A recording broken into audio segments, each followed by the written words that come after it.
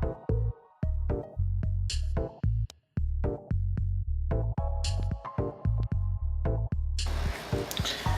there, Chuck. Note, I thought you'd like to see your actual board actually working here to show you that yes, this does work correctly as it was designed to do. So first off, let me show you a couple of things here. I have not changed anything since I pulled it out of the package that when you shipped it to me. Do you know your positive 12 volts from your power supply goes on this side of the terminal, the negative goes on this side of the terminal. Okay, so when you're feeding out to the light, this is now your positive. These two junctions are actually tied together. The rest of these go as your red, green, blue, and white. That is how I've actually designed this to be set up. Even though they're all set up as the same output, you can put any one you want on there, but that's been pretty much normal: red, green, blue, and then white. That's like normal people can set up. Now your questions about the LED on this, which good old LED that's right here. Talk about it being dim, don't worry about it. It's going to be dim. That is normal for this operation of this board. It's something to do with the processor, way it comes out and outputs to the LED. It's actually tied directly to the processor, let you know the processor is getting power. It's not enough output off this chip to actually drive the LED. Even though all the specs on the processor chip says it will, it's not doing it correctly, and the design on the board was already finalized and in process of getting produced at that time. So let's continue on here. Like I said, I've made no other changes on here. Everything is exactly the way you saw it previously when I originally shipped it to you. Outside of that right there, I just connected to my normal floodlights that is down here and below here, just for demo purposes to show you everything is working here. I have it plugged into my good old IDMX right there, which is also connected to my good old little Dell mini PC right here using the LOR hardware control. So let's go and apply some power to this real quick through my 12 volt power supply down here. And as you will see, I'll turn off my light here, and you should see that the LED on the device is very dim. Let me cut off my light so you can actually see this. As you see, the LED on the board is very dim. Now if you go directly over top of it, you can see that it is on. That is normal. So don't fret if you look to the side, it's dim. But the LED is on and it is normal. Okay, now that we got basic setup and operation, hookup and everything, go by here, Chuck. Let's make it work here. And let me make sure my power supply is still on here. So let's turn on the LEDs over here on the side here. And what you'll see is, actually see it light up on the wall here. So there's your red. Let me move the flood where you can see it better. There's the red. And here's your green.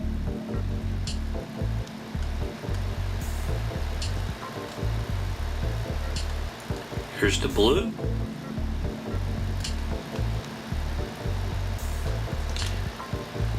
And there's the white. And in case you want to see the macros work here, I'll pop them on a little bit here so you can see those actually work here. And there's your strobe features there, so it shows you everything on the device is working properly there.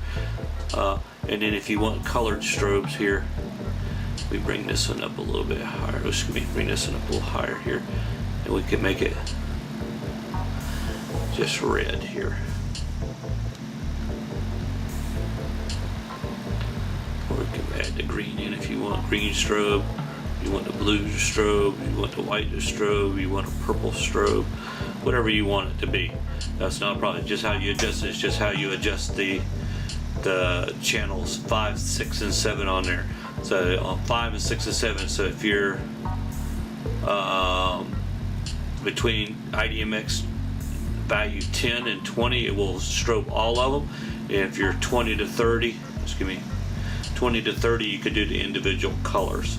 Number 6 is actually how the fastest strobes, and then the number 7 is actually how long the actual light's duration of the strobe. So just something to play with right there later on. And again, to show you that this is connected to this flood here, I'll actually backtrack it here. Let me turn on more light here. You'll see right down here, follow the green cord, follow the green cord, follow the green cord, come up to the little white connector, which is put into the board here. So everything is working here for you. The one item that you were questioning was also, like I said, the connector on there. And let me run through the connections again. Now I got a little closer look for this for you here. Is 12 volt positive, 12 volt negative from your power supply. And if you're using a computer power supply, make sure that you use the ground. Do not use the 12 volt negative, otherwise you will send 24 volts to your floods. And unless you have it set up for 24 volts, that won't work out real well on your LEDs. It'll burn them up real quick. Now, this connection right here, these two are actually tied together. They are one. This supplies 12 volts in, this supplies 12 volts going out. You don't even have to use this if you don't want to. You could connect it straight to 12 volts on your power supply if you want to. But this is just for ease, and this is your 12 volt out. This is your anode side of your LEDs that you're hooking to. So make sure everything is hooked as a common anode for all the colors of your LEDs. These 4 goes to the cathode side of your LEDs. This one actually is the dimming side. So this is just a straight current going out to it to the anode side. This is nothing but the cathode side, and this was actually doing the dimming for you. So, and the way I have this set up is this is the red, the green, the blue, and the yellow, the white. I use yellow because my cords don't have white. My power things do not have white in them. So just remember that this is together. The center 2 right here that are between this gap are actually tied together, and these 2 are for the, like I said, the cathode side or the anode side of your LEDs. These for the cathode side. So make sure you get the anodes and cathodes right on your LEDs, or otherwise your LEDs aren't going to work.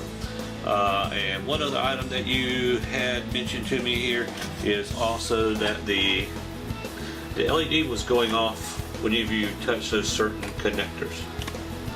So what we're going to do is we'll turn on some lights here, and so you can see that nice little LED glowing there. I got the camera over top of it, and I'm going to play with the terminals with it on.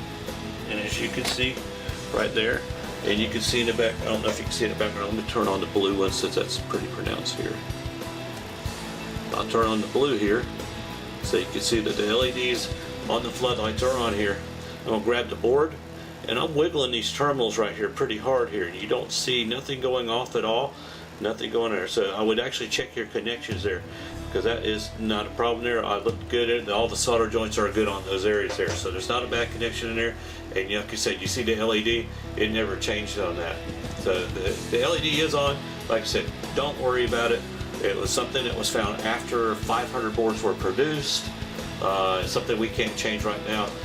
Maybe once I get through the first initial 500 circuit boards and getting them gone, that I will, me and Craig will look into maybe changing that and actually driving the LED a little bit differently, where it's a nice bright LED and make everybody happy.